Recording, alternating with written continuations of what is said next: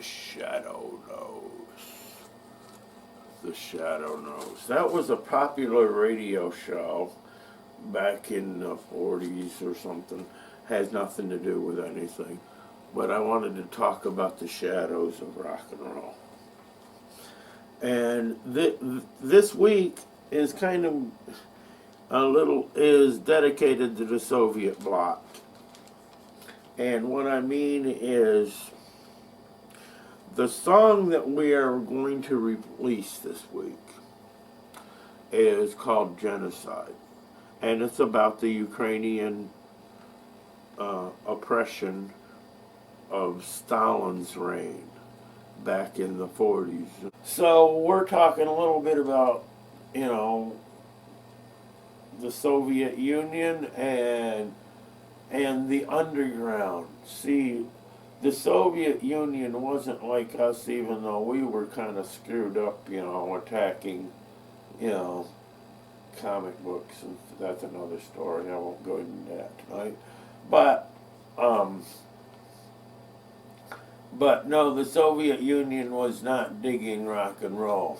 And as a matter of fact, the Russian people, they liked rock and roll. They did what they could to have rock and roll. And that included making their own records. And when I say making records, I mean they would get X-ray film, because it was that thick plastic or thin vinyl, and they would take a record that they smuggled in, and they'd lay that film on top of it and then heat it, and it would melt down into the grooves, and that's how they listened to rock and roll. It wasn't great. It was, and a lot, sometimes they even had to do the needle themselves, just, turn it with their finger just to hear rock and roll. But, that's what they had to do. And,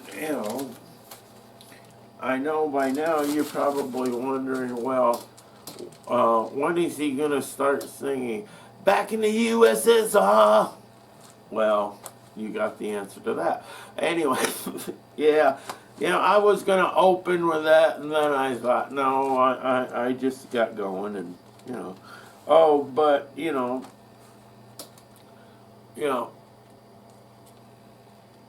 an overshot.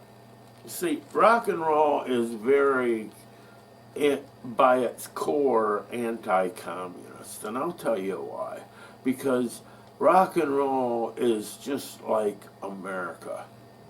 It's based on freedom, dude. I mean, free bird, the stairway to heaven, the whole thing. From one spectrum to the other, it is all, and the light that is rock and roll that not only illuminated the free world, but it infiltrated the Soviets. Up until, the late 70s and really, into the late 80s. Okay, the only thing the Soviets were good at, as far as rock and roll is concerned, was vacuum tubes, amplifier tubes, Sovtek. They were the best at tubes because they never got beyond that. I mean, we did transistors, and I've done the show on transistor radios, and then we got to microchips and all of that, but the Soviets never did. But, yeah, rock and roll did infiltrate the Soviet Union. And a lot, it has been said that three things helped facilitate the collapse of the Soviet Union. One thing was the TV show Dallas. I can relate. I have pictures of me standing in front of South Fork. But big in Soviet Union, also Levi's, 501s. They couldn't get enough of them, even though they couldn't get them. But they got them. And there's been other underground movements. I mean, the basement tapes of Bob Dylan is a good example, but there's a even better one when it comes to the Soviet Union, because back in the mid 80s, just before the collapse, Paul McCartney had released an album, but it was only released in the Soviet Union. It was never released in America, and they made the album, pressed it, and smuggled it into Russia themselves, and that helped facilitate the end of the Soviet Union, because you can't coexist with rock and roll and communism. You just can't do it, and that's the lesson of the day. And the Soviets have, are a hard regime, and I'm going to get into, a little darker part of the shadow coming up, in the next music video for a song called Genocide. And it's the story about a story.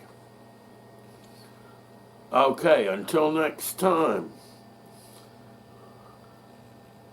I'm going to have scotch and coffee.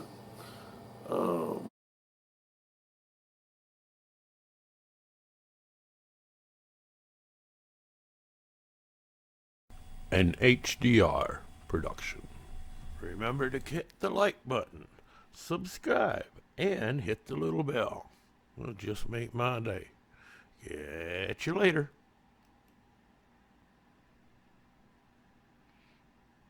I think I got it. I think I've got it.